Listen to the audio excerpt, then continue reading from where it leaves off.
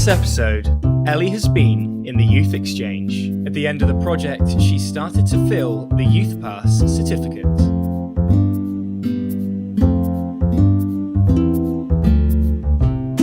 Yes, and let's go on. Where were we? You said something about competences? Yes, the summary of the learning outcomes is categorized along 8 European key competences of lifelong learning.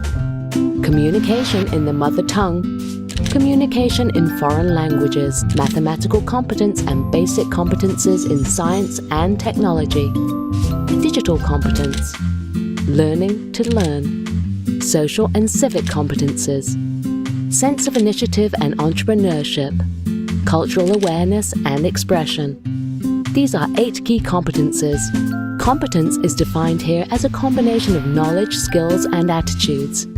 You can open and go through these doors not just once, but again and again. Every time there is something new to learn, something different to reach behind it. Analysing your project experience with somebody else gives you a good overview.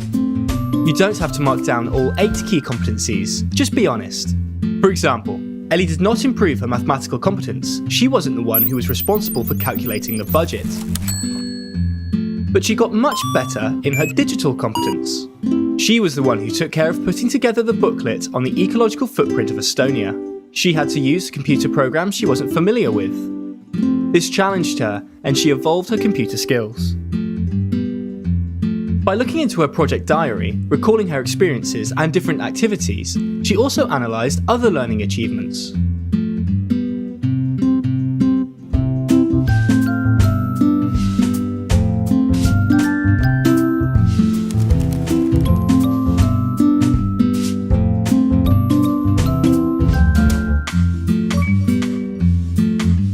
This is Ellie's Youthpassu from her Youth Exchange, but she can get it from other projects of the Youth in Action programme as well. Stefan is planning to do European voluntary service and will get 1 more Youthpassu. Tina could get one from participating in a training course.